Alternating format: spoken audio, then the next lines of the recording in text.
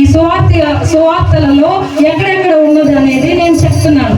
మత్తయి సువార్త 21వ అధ్యాయము 1 నుంచి 10 వరకు ఈ విషయాన్ని గురించి రాశారు. మార్కు సువార్తలో 11 నుంచి 11వ అధ్యాయము 1 నుంచి 10 వరకు రాసి పెట్టారు. మరి లూకా గారు అయితే 19వ అధ్యాయంలో 29 నుంచి 38వ వచనం వరకు ఆయన లిఖించినట్లుగా చూస్తున్నాము. మరి యోహాను సువార్తలో 12వ అధ్యాయం 12వ వచనంలో ఈ యొక్క విషయాన్ని గురించి రాసినట్లుగా మనం చూడవచ్చు. అయితే మరి ఏదో ఒక మామూలు ఆదివారం అని చెప్పి మనం అనుకోవచ్చు కదా. ముగ్గురు సువార్తికులు అంటే మత్తయ్య, మార్కు, లూకా గారు అయితే చెట్ల కొమ్మలు నరికి పరిచారు అని చెప్పి రాశారు. కానీ యోహాను భక్తుడైతే ఆయన ఖర్జూరపు మట్టలు అని చెప్పి ప్రత్యేకంగా మట్టలు అని రాశాడు. కాబట్టి దీనికి మట్టల ఆదివారం, పామ్ సండే అనే పేరు వచ్చింది. కాబట్టి మనము ఈ రోజు మనమందరము కూడా ఈ యొక్క విషయాన్ని మనం జ్ఞాపకం చేసుకుంటున్నామంటే దేవుని ప్రణాళికలో మనము ఉన్నాము. చూడండి, లూకా సువార్త, మార్కు సువార్త 11వ అధ్యాయం ఒకసారి మనం జ్ఞాపకం చేసుకుందాం. 11వ అధ్యాయము మార్కు సువార్త 11వ అధ్యాయము ఎక్కడి నుంచి ఎక్కడ దాకా అని చెప్పాను, 1 నుంచి 10 వరకు చూద్దాం. పరిశుద్ధుడు, ఆ ప్రేమల తండ్రి, సర్వోన్నత గొప్ప దేవుడు అయ్యా, ప్రభువా తండ్రి, నాయనా నువ్వు నిజమైన దేవుడు అయ్యా, ఒక రక్షకుడైన తండ్రి నాయన, ఇశ్రాయేలుకు రాజు ప్రభు, సర్వలోకానికి చక్రవర్తి అయ్యా, నీ సన్మానానికి ప్రభువా అయా మమ్మల్ని పాత్రలుగా చేసావయ్యా, స్తోత్రాలు రాజా. అయా చిన్న మందగా చేరి నేను స్తుతిస్తున్నప్పుడు ప్రభువా అయా మా నోటికి మీరు బోరగా ఉండండి, మీ ప్రజలతో మీరు మాట్లాడండి, మా జ్ఞానాన్ని మీరు మరుగుపరచండి, మీ జ్ఞానం వెల్లడి చేసి ప్రభువా నీ బిడ్డల హృదయాల్లో సంతోష సమాధానాలు నింపమని అయా ఖాళీ హృదయాలతో వెళ్ళకుండగా అయా నీ సత్యమైన మాటలు నింపుకొని వెళ్ళటానికి సహాయం చేయమని యేసుక్రీస్తు నామములో ప్రార్థిస్తున్నాను తండ్రి, ఆమేన్. చూడండి, ఇది ప్రభు నాకు కావలసి ఉన్నది. ఏంటది? దేని గురించి చెప్తున్నాడు ఆయన?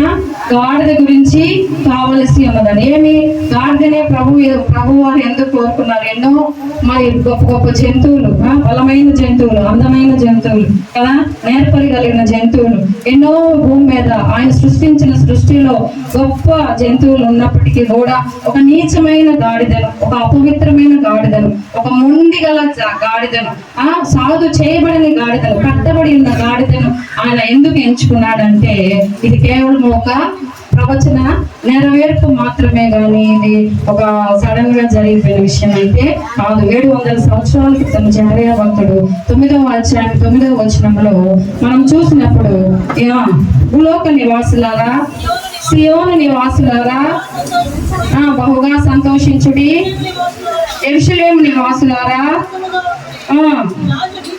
ఈ రాజు నీతిపరుడును దీనుడునై గాడిదను గాడిద పిల్లను ఎక్కి నీ యొద్దకు వచ్చుచున్నాడు. ఈ విషయాన్ని పాత నిబంధన గ్రంథంలో ఉన్న జకరియా భక్తుడు, జకరియా ప్రవక్త యేసు ప్రభు వారు ఈ భూమిలో పుట్టక ముందే మరి 700 సంవత్సరాల క్రితమే ఆయన ఈ విషయాన్ని ప్రవచనాత్మకంగా చెప్పి ఉన్నారు. అంటే చూడండి, ఏదో ఇంకొక నెలలో నీకు ఇలా జరిగిద్ది అనేది ఒక విశేషమేమో. ఎందుకంటే కొంచెం సైకాలజీ తెలిసిన వాళ్ళు వీళ్ళు కొన్ని రోజులకి ఇట్లా అవుతారేమో, ఇట్లా చెప్పొచ్చు అని మనం ఒక ఊహతో చెప్తాం, లేదా ఒక జ్ఞానంతో చెప్తాం. ఒక సంవత్సరానికి వీళ్ళ పరిస్థితి, ఒక గవర్నమెంట్ ఎలా మారిపోతుందని ఒక సంవత్సరానికి లేదా ఒక 5 సంవత్సరాలకి మనం ఒక అంచనా వేయగలం.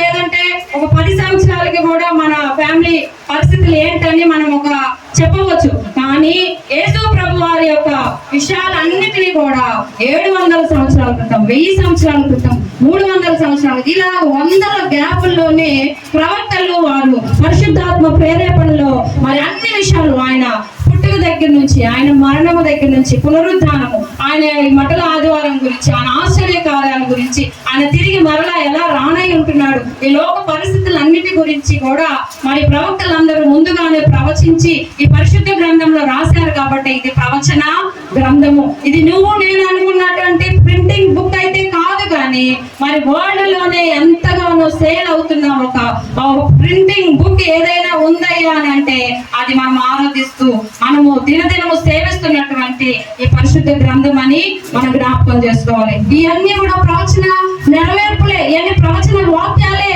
మరి ఇది ప్రతి వాక్యము కూడా నీ కోసం నా కోసం రాయబడి ఉంది. ప్రతి దినము ఒక వాక్యము చేతను ఆదరించబడాలా. ప్రతి రోజుకు సరిపడిన ధైర్యమైన వాక్యాలు, ప్రతి రోజుకు సరిపడిన సంతోషభరితమైన ఆదరణకరమైన వాక్యాలు నువ్వు ధ్యానించినప్పుడు ఈ గ్రంథంలో నుంచి నువ్వు తెలుసుకోగలుగుతావు. చూడండి, భయపడకుడి అనే మాటను మన పరిశుద్ధ గ్రంథంలో ఎన్నిసార్లు చూస్తున్నామంట? 365 సార్లు మనము ఈ పరిశుద్ధ గ్రంథంలో మనము చూడొచ్చు అని చెప్పి పండితులు మనకి తెలియజేశారు. మీరు కూడా ఒకవేళ బైబిల్ అంతా చదివేసిన వాళ్ళు ఉంటే మీకు కూడా తెలిసి ఉండవచ్చు ఈ విషయము. అంటే ప్రతిరోజు కూడా దేవుడు మనతో ఒక మాట అంటున్నాడు, భయపడొద్దు. ఒకవేళ నీ పరిస్థితులు చూసి భయపడుతున్నావా, రోగాన్ని చూసి భయపడుతున్నావా, లేదంటే నీ యొక్క కుటుంబ వ్యవస్థను చూసి భయపడుతున్నావా, ఉద్యోగాన్ని చూసి భయపడుతున్నావా, దేని గురించి నువ్వు చింతపడాల్సిన అవసరం లేదు. ఇదిగో నేను నీకు తోడై ఉన్నాను అని చెప్పి ప్రవచన గ్రంథము మనము తీసుకున్నటువంటి బైబిల్ గ్రంథము. అలాంటి ప్రవచన నెరవేర్పుగా యేసు ప్రభువారు గాడిద మీద ఎక్కి మరి ఆయన వస్తున్నాడు. మరి అదే విధముగా మనం చూసినట్లయితే ఈ యొక్క ఖర్జూరపు మట్టల గురించి ఎక్కడ రాసి మట్టల ఆదివారం అనే పేరు గురించి మనం ఇందాక అనుకున్నాం కదా. యోహాను సువార్త చూద్దాం. యోహాను సువార్త 19వ అధ్యాయంలో 12వ వచనంలో ఆ ఒక ఖర్జూరపు మంటలు అని చెప్పి ఖచ్చితంగా ఆ యొక్క చెట్టు పేరుని అక్కడ మనం చూసిన చదవండి. ఆ పండుగకు వచ్చిన బహుజన సమూహము యేసు యెరూషలేముకు వచ్చుచున్నాడని విని ఖర్జూరపు మట్టలు పట్టుకొని ఆయనను ఎదుర్కొనబోయి మనము జయము ప్రభు పేరిట వచ్చుచున్న ఇశ్రాయేలు రాజు స్తుతింపబడును గాక అని కేకలు వేసిరి. చూడండి, ప్రభు పేరిట వచ్చుచున్న యేసు ఇశ్రాయేలు రాజు స్తుతింపబడును గాక అని వారు కేకలు వేసినట్లుగా చూస్తున్నాం. మిగతా సువార్తల్లో మనం చూస్తుంటే హోసన్నా జయము, హోసన్నా జయము అని చెప్పి వారు పాటలు పాడుతూ గొప్ప ఆరాధన. మరి యేసు ప్రభువారిని రాజుగా వారు అంగీకరించి మరి ఆ ఇశ్రాయేలు ప్రజలు, ఆ యూదా జనాంగము మరి యేసు ప్రభువారిని వారి హృదయాలలో రాజుగా అంగీకరించి గొప్ప ఆరాధన. మరి మొట్టమొదటి ఆరాధన మరి మనం చూసినప్పుడు ఈ యొక్క మట్టల ఆదివారం రోజే మనం చూసినట్లుగా మనం చూడవచ్చు. ఎందుకంటే లేదు, ఎట్లా అంటున్నారంట, కేకలు వేస్తున్నారు, హోసన్నా జయము, హోసన్నా జయము, ప్రభు పేరిట వస్తున్న ఇశ్రాయేలు రాజు అయిన మన యేసయ్య స్తుతింపబడును గాక అని చెప్పి వారు కేకలు వేస్తూ వారి యొక్క సంతోషాన్ని ఆర్భాటంగా ఖర్జూరపు మట్టలు పట్టుకొని వారు స్తుతిస్తున్నట్లుగా మనం చూస్తున్నాము. కాబట్టి చాలా మంది మనకి లేదులేండి, చాలా మంది డినామినేషన్స్ లో ఈ ఖర్జూర మట్టలు సండే స్కూల్ పిల్లలకి ఇచ్చి అవన్నీ పెట్టి వాళ్ళు ఊరేగించుకుంటా మరి హోసన్నా జయం అని తిరుగుతున్నట్లుగా మనము తెలుసు. మనకందరూ తెలుసు కదా, మట్టల ఆదివారం అంటే మనం చిన్నప్పటి నుంచి ఒక రోజు గురించి మనకి ఎట్లా ఒక అవగాహన మనకు వచ్చిందయ్యా అని అంటే ఆ యొక్క క్రియలను బట్టి మనం చిన్నగా ఉన్నప్పుడు ఈ విషయాలన్నీ మనకు అర్థమవుతున్నాయా. యేసు ప్రభువు ప్రవచన రీతిగా వచ్చాడు, లేకపోతే బైబిల్ అనుసారంగా వచ్చాడు, ఇవన్నీ మనకు తెలియదు. కానీ ఒక మట్టలు పట్టుకొని దాని పువ్వులు తగిలించి ఆ డ్రమ్మ కొట్టుకుంటూ పాటలు పాడుకుంటూ మన నాయనోళ్ళు లేకపోతే మన అమ్మమ్మోళ్ళు లేకపోతే వీళ్ళందరూ వెళ్తున్నారు అని అంటే ఈ రోజు ఏదో ఒక ప్రత్యేకమైన దినము అంటే ఇది మట్టల ఆదివారం అని మనకు చిన్నప్పటి నుంచి మన మైండ్ సెట్ లో ఫిక్స్ అయిందని అంటే ఆ యొక్క విషయాలను చూసి మనం తెలుసుకున్నాం. అంటే ఈ విషయాలు వారు కేవలం ఆచారపూర్వకంగా చేయలేదు, కానీ ఆ రోజుల్లో యేసు ప్రభువారు బ్రతుకున్నప్పుడు నిజంగానే ఇశ్రాయేలు ప్రజలు ఇలాగూ చేసినట్లుగా మనం చూస్తున్నాం. కాబట్టి మరి గొప్ప ఆరాధన జరిగినటువంటి దినం ఈ రోజు.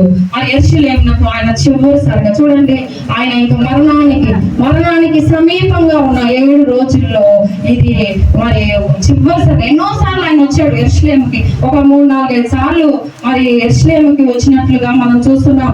అయితే ఈ యొక్క ఆదివారం రోజు ఇదే చివరిసారిగా, ఎందుకంటే ఆయన మరణానికి తన్ను తాను సిద్ధపరచుకుంటున్నాడు. గొప్ప సజీవ యాగముగా, పుణ్య బలియాగముగా ఆయన మార్చబడటానికి తను తాను సిద్ధపరచుకుంటూ ఆ యొక్క ఇశ్రాయేలు ప్రజలలో చివరిసారిగా ఆయన మట్టల ఆదివారం రోజు ఆ యెరూషలేము ఆ ద్వారము గుండా వెళ్తున్నప్పుడు మరి ఆ యొక్క విషయాన్ని ఈ యొక్క ఆదివారం నుంచి మరలా ఈస్టర్ వరకు మనం ఏమంటాము, ఇంకొక పేరు ఉంది ఈ వారానికి,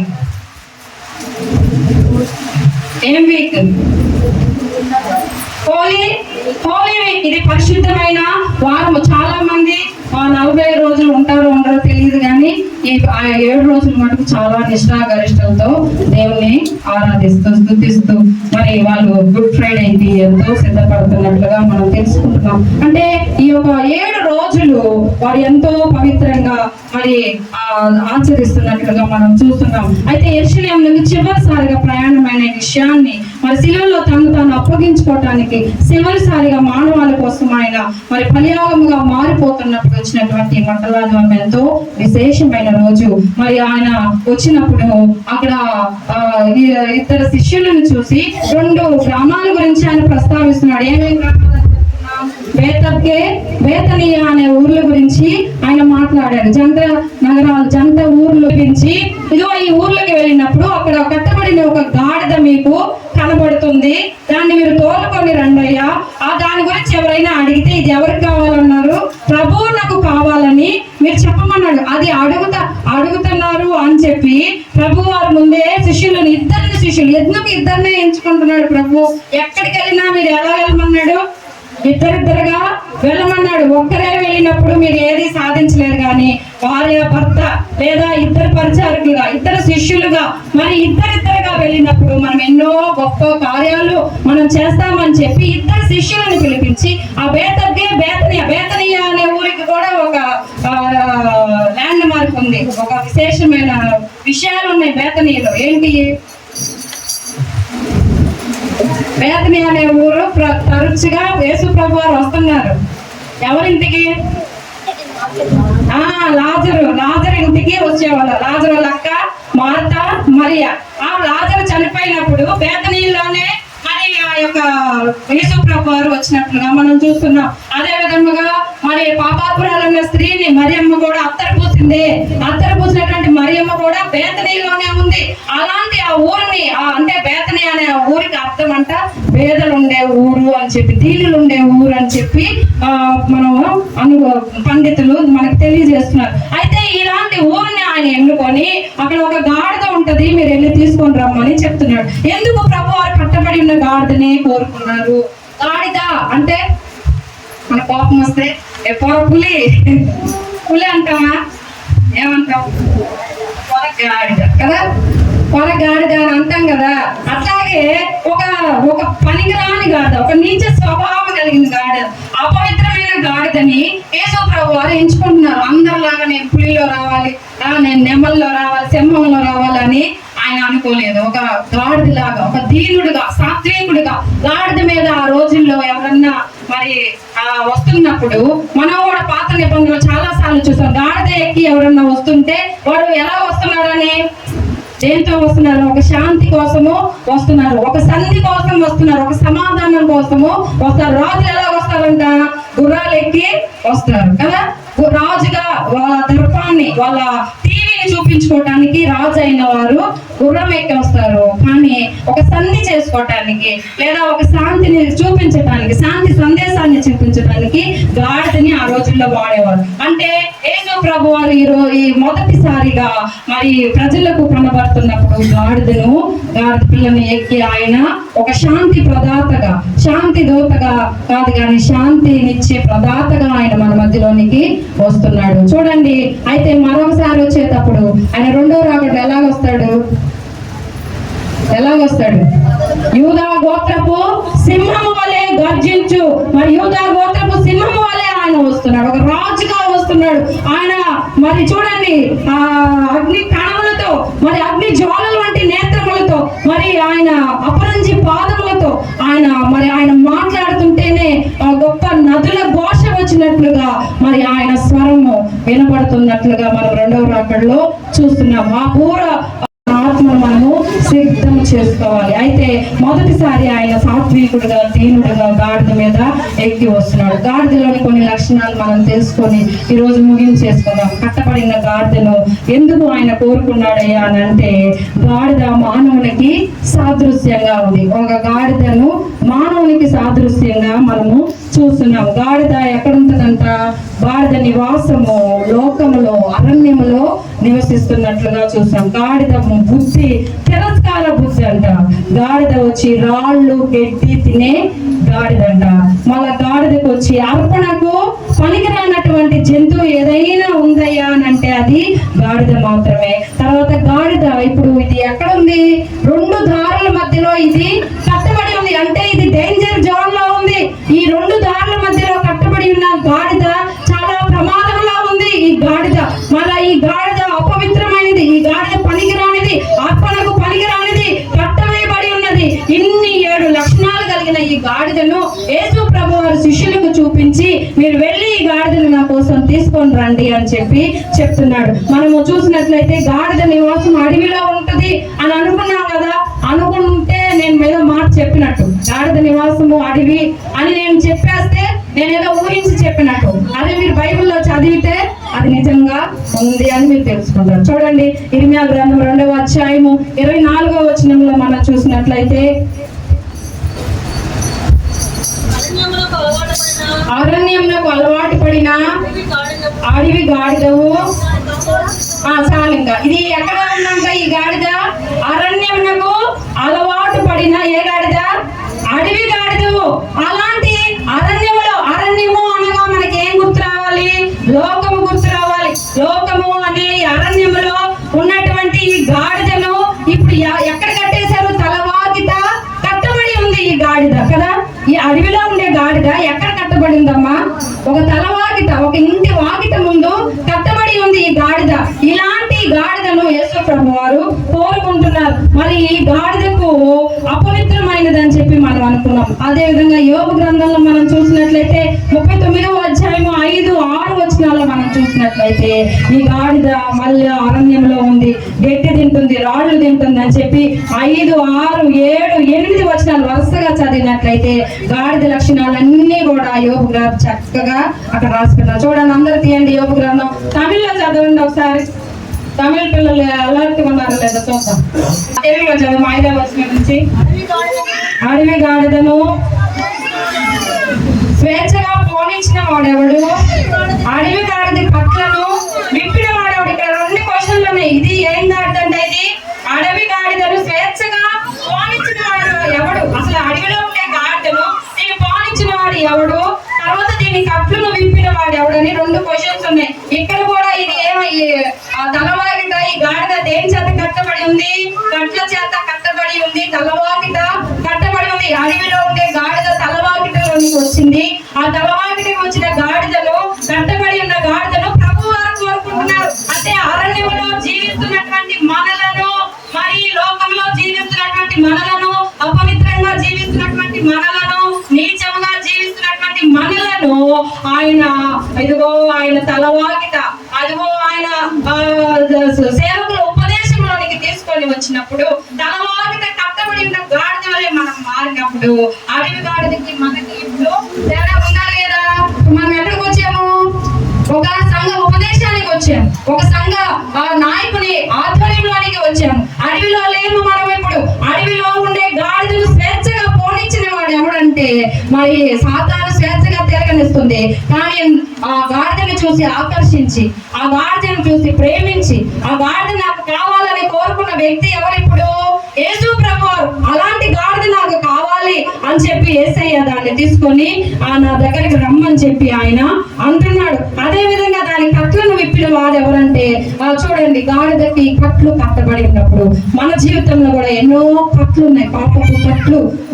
మనం పైకి బాగా కనిపిస్తున్నాం. హృదయాన్ని స్కాన్ చేయగలవా? చేయలేము. ఈ టంగుని స్కాన్ చేయగలమా? చేయలేము. పైకి మనం అందరము బాగున్నామని అనుకుంటున్నాం, కానీ ఎవరి మనసులో ఏముందో ప్రభు వారికే తెలుసు. ఎవరి హృదయంలో ఏ పాప బీజము మరి శోధిస్తుందో ప్రభు వారు పరిశోధించగలిగిన సమర్థుడైన.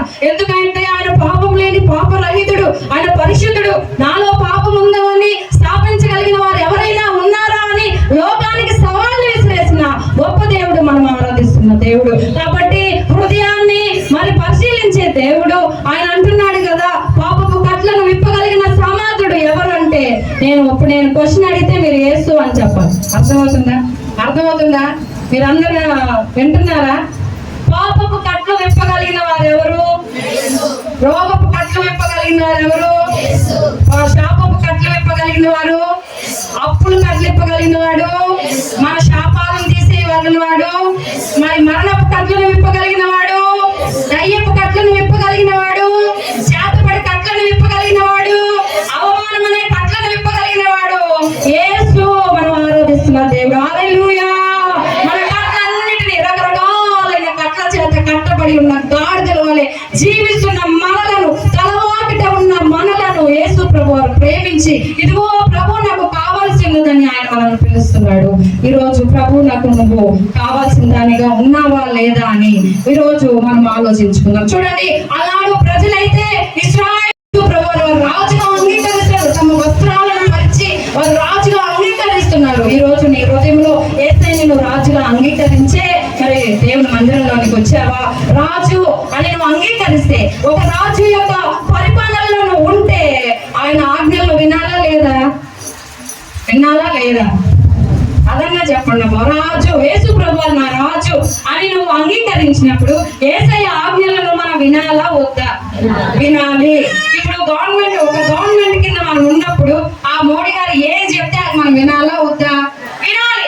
ఆ కాదు, మోడీ దేవుని బిడ్డమని చెప్పి నువ్వు అంగీకరించినప్పుడు, ఆయన రాజుగా నువ్వు మనసులో స్వీకరించినప్పుడు, ఆయన ఆజ్ఞలను, ఆయన కట్టడలను, ఆయన చెప్పే ఉపదేశంలో నువ్వు అంగీకరించినప్పుడే నువ్వు ఆయన బిడ్డవి, ఆయన కుమార్తె అని చెప్పి నువ్వు గుర్తుంచుకోవాలా. మరి అదే విధంగా ఇంకా మనం చూసినట్లయితే ఇది ఏమేమి తింటుంది అనుకున్నాం మనము?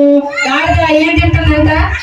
గడ్డి, రాళ్ళు తింటున్నాడు. 39వ వచనంలో ఏమని రాస్తుంది? పర్వతముల పంక్తియడానికి మేత భూమి, ప్రతి విధమైన పచ్చని మొలకను అది వెదుకును. చూడండి, రాళ్ళు, గడ్డి తినేటువంటి గాడిద, ఈ కట్టబడి ఉన్న గాడిద. చూడండి, ఈ గాడిద 2 దారుల మధ్యలో అది ప్రమాదంలో ఉన్నట్లుగా మనం చూస్తున్నాం. ప్రకటన గ్రంథంలో కూడా ఉన్నారు కదా, మీరు ఎన్నాళ్ళు 2 తలంపుల మధ్యలో మీరు విసిగి వేసారిపోతున్నారని చెప్పి ప్రకటన గ్రంథం 3వ అధ్యాయం 15వ వచనంలో చూద్దాం. ఎవరైనా సరే మనం ఇద్దరి యజమానులకి ఒక దాసుడు ఉండగలడా? చెప్పాలి. విన్నారా నేను చెప్పిన మాట? ఇద్దరు యజమానులకి ఒక మనిషి దాసుడుగా ఉండగలరా? ఉండలేడు. ఎవరికైనా ఒకళ్ళకు మాత్రమే అతను నమ్మకంగా ఉండగలడు. అట్లాగే నువ్వు లోకానికి మరి దేవునికి నేను దాసుని అని నువ్వు అనుకుంటే అది పొరపాటు. నువ్వు ఎవరికో ఒకరికే నువ్వు న్యాయం చేస్తున్నావని గుర్తుపెట్టుకో. 2 దారుల మధ్యలో ఉంటే ఒకవేళ నువ్వు ప్రమాదంలో ఉన్నావని గుర్తుపెట్టుకో. ప్రమాదంలో ఉన్నావు, డేంజర్ జోన్ లో ఉన్నావు. ఎప్పుడైనా సరే ప్రభు వారు నిన్ను ఉమ్మివేస్తారు. ఎప్పుడైనా సరే ప్రభు వారు నిన్ను చేత్కరిస్తారు. నువ్వు నిలువెచ్చని జీవితంలో ఉంటే నువ్వు కొట్టివేయబడతావు, నువ్వు త్రోసివేయబడతావు, నువ్వు అగ్నిలో పడద్రోయవేయబడతావు అన్న జ్ఞాపకం చేసుకో. ఉంటే దేవునికి నమ్మకంగా ఉండు, లేదంటే లోకానికి నమ్మకంగా. వాళ్ళు ఆచరిస్తే దేవుని ఆచారాలను ఆచరించు, లేదంటే మనుషుల ఆచారాలను ఆచరించు. దేవుని పేరు చెప్పుకొని మనుషులు చేసే ప్రతి ఆచారాన్ని తీసుకొచ్చి గుర్తు చేసుకోబాకు. అది కేవలము దేవునికి అవమానకరమనే గుర్తు చేసుకో. వాళ్ళు చేస్తే మనము చేస్తాం. ఏమి లాభం దానిలో? వాళ్ళు చేస్తున్నా మనం చేస్తాం. అనకూడదు. సందర్భం వస్తే మళ్ళీ చేసిన ఫీల్ అవుతారు. నేను జస్ట్ మాట్లాడుకోవాలి కాబట్టి సంఘం అంటే మనమంతా సభ్యులం కదా. సంఘం అంటే శరీరం కదండి, మన తల బాడీ అంతా కదా. వాళ్ళు చేసిందంతా మనము చేస్తాము, వాళ్ళు చేసేవన్నీ మనం చేస్తాము. సో మనము ఒకప్పుడు మనం అజ్ఞానులుగా ఉన్నప్పుడు చేశాము, దేవుడు క్షమించాడు. కానీ దేవుని తెలుసుకున్న తర్వాత, మనల్ని ఆయన రక్తము చేత విలువ పెట్టి కొనబడిన తర్వాత, మనం ఇప్పుడు ఆయన ప్రజలుగా ముద్రించబడిన తర్వాత మనలో ఒక ప్రత్యేకత, మనలో ఒక ప్రతిష్టత, మనలో ఒక ప్రత్యేకమైన ఒక గుర్తింపు మనం పొందుకోవాలంటే కొన్ని విషయాలకి ప్రభు పొమ్మన్నప్పుడు పోవాలా, వద్దన్నప్పుడు ఆగిపోవాలా. కొన్ని విషయాలు చేయమంటే చెయ్యాలి, వద్దంటే ఆగిపోవాలా. అంతేగాని అన్నింటిలో నువ్వు కలిసిపోయి గలిబిలిగా తిరగతే అది ప్రభు నామానికి మహిమగా ఉండదని నువ్వు గుర్తు చేసుకోవాలి. అది ఏదైనా సరే, అది ఎలాంటిదైనా సరే, నువ్వు ఖచ్చితంగా నువ్వు నిలబడితే దానికి తగిన ప్రతిఫలము యేసు ప్రభు ఖచ్చితంగా నీకు ఇస్తాడు. చూడండి, దానియేలు, షడ్రకు, మెషకు, అబేద్నెగోను ఇదిగో మరి ఆ యొక్క నెబుకద్నెజరు అంటున్నాడు, మీరు ఎవరు కూడా మాత్రమే సేవించాలని చెప్తున్నాడు. కానీ ఈ 3 భక్తులైతే ఎవరికి సేవిస్తున్నారు? దేవునికి మాత్రమే సేవించారు, యేసయ్యను మాత్రమే సేవించారు. ఆయన రక్షించకపోయినా మమ్మల్ని ఆయన రక్షిస్తాడనే నమ్మకంతో మేము యేసు ప్రభు వారిని మరి సేవిస్తామని చెప్పి వారు ఏదా విధంగా దానియేలు ఎప్పుడు ఎలాగైతే యెరూషలేము కిటికీ తట్టు తన ఆ ముఖము చాపుకొని ముఖము చూపుకొని మోకాళ్ళు వేసి దినదినము 3 సార్లు ప్రార్థన చేశాడు. అలాగే ఎంత పెద్ద శాసనం ఆయన రానిగాక, ఎలాంటి ఆజ్ఞ విడుదల అవ్వనిగాక మరి ఆ బిడ్డలు ఆ భక్తులు ఆ యొక్క యేసు ప్రభు వారిని ధ్యానించినట్లుగా మనము చూస్తున్నాం. ఈ రోజుల పరిస్థితులు ఎంత భయంకరంగా ఉన్నాయంటే ఒక చిన్న సంఘటన చెప్తాను. ఇది గొప్పగా చెప్పాలని చంపేస్తారంటే ఎంతో మంది విడిచిపెట్టి వెళ్ళిపోతున్న ఒక ఫిల్మ్, షార్ట్ ఫిల్మ్ కూడా అప్పుడెప్పుడో చాలా రోజుల క్రితమే వలసి ఉన్నదని 2026 సంవత్సరాల క్రితము కట్టబడి ఉన్న గాడిదను చూసి ప్రేమించినట్లుగా ఇదిగో ఈ రోజు నిన్ను చూసి ఆయన ప్రేమిస్తున్నాడమ్మా. ఒకసారి మన పరిస్థితి ఆలోచించుకోండి. ఒకప్పుడు మనం తిరస్కార బుద్ధితో ఉన్నాం, ఒకప్పుడు మనం అపవిత్రమైన జీవితంలో ఉన్నాం, ఒకప్పుడు మనం లోకంలో జీవిస్తున్నాం, ఒకప్పుడు మనము ఆ రాళ్ళు గడ్డి తినే బ్రతుకుల్లో మనం ఉన్నాం. ఆ యొక్క విషయాలన్నీ మనం జ్ఞాపకం చేస్తాం. ఇలాంటి ఒక అపవిత్రమైన మనల్ని కొంచెం ఇది వచ్చి అర్పణకు కూడా పనికిరాదంట. అర్పణకు అంటే దేవునికి ఏదైనా సరే, ఏ జంతువు, ఏ యొక్క దాన్ని ఏ పక్షినైనా జంతువునైనా కానీ అర్పణకు ఇవ్వచ్చు అంట, కానీ ఒక గాడిదను మట్టుకు ఇవ్వకూడదు అని చెప్పి ఆ నిర్గమకాండం 13:13లో అక్కడ ఆ విషయాలు రాసి పెట్టినారు. చూడండి లాస్ట్ గా మనం ఒకసారి ఈ విషయాన్ని చూద్దాం. 13వ వచనం మనం చూసినట్లయితే, గాడిదను తొలిచూలిగా పుట్టిన ఏదైనా సరే నా సొత్తు అని చెప్పినటువంటి దేవుడు ఈ తొలిచూలిగా పుట్టిన గాడిద నా సొత్తు అని ఇక్కడ గాడిద గురించి ప్రస్తావిస్తున్నట్టు నిర్గమకాండం 13వ వచనం అలా చదవండి. ప్రతి గాడిద తొలి పిల్లను వెల ఇచ్చి విడిపించి దానికి మారుగా గొర్రె పిల్లను ప్రతిష్ఠింపవలను. అంటే ఇప్పుడు గాడిదకు బదులుగా మనం ఎవరిని వెల్లయించాలి? గొర్రె పిల్లను వెల ఇచ్చి దాన్ని విడిపించాలా.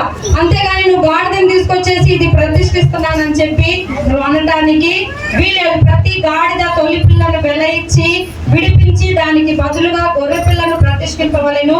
అట్లు దాన్ని విడిపించిన ఎడల దాని మెడను విరగదీయవలెను.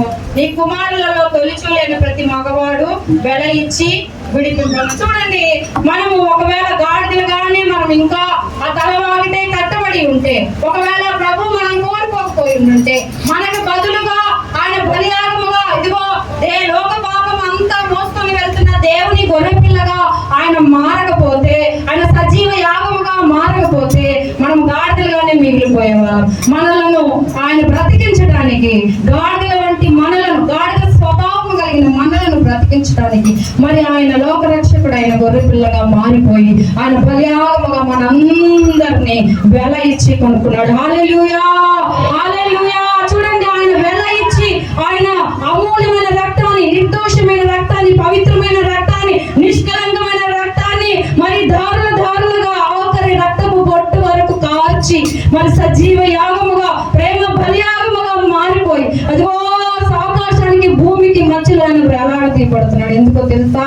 నువ్వు రక్షించబడాలి. నిన్ను కొనాలని చెప్పి ఆయన నిన్ను వెల ఇచ్చి ఆయన రక్తము చేత కొన్నాడు.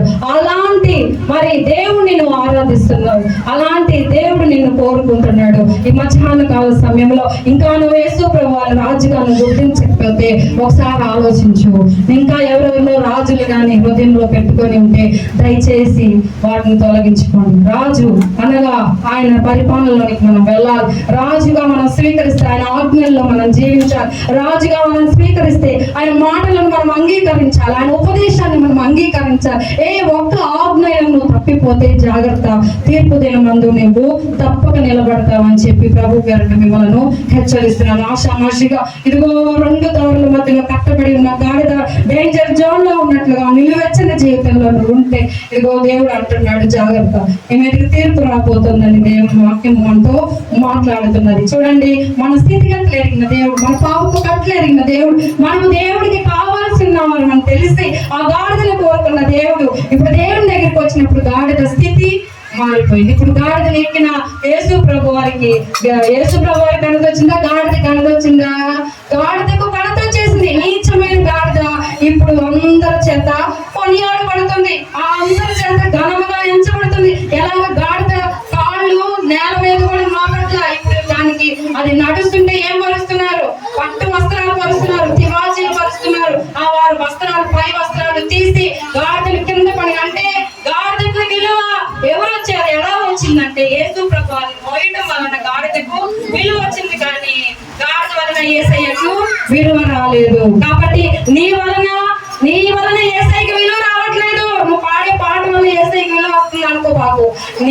ఆయన వలన నీకు విలువ వస్తుంది. ఆయన ఇచ్చిన మహిమ వలన, ఆయన ఇచ్చిన తలాంతు వలన, ఆయన ఇచ్చిన కృపా వరాల వలన, ఆయన ఇచ్చిన గొప్ప అభిషేకం వలన నీకు మహిమ వస్తుంది. కానీ ఆయనే నిన్ను కోరుకున్నాడు, ఆయనే నిన్ను మొదటిగా ప్రేమించాడు. కానీ నువ్వు వెళ్ళి ఎప్పుడు కూడా ఆయన్ని నువ్వు వెతికి ఆయన మనల్ని ప్రేమించాడు, ఆయన వాళ్ళని ఆకర్షించాడు. ఇదిగో చూడమతి అంటుంది, ప్రభు నన్ను ఆకర్షించమయ్యా, నేను నీ యొద్దకు పరిగెత్తుకొని వస్తాను. మనమందరం ఆకర్షించబడిన ప్రజలు, మన బిడ్డలు, మనము ఈ మందిరంలో ఉన్న ప్రతి బిడ్డలు కూడా ఈ దినం ఆకర్షించబడిన ప్రజలు. కాబట్టి ఆయన మందిరం ఆవరణంలో మనం కూర్చున్నటువంటి మనకు తప్పక దీవెనలు, ఆశీర్వాదాలు కలుగుతాయని ప్రభు పేరట మీరు నమ్మాల.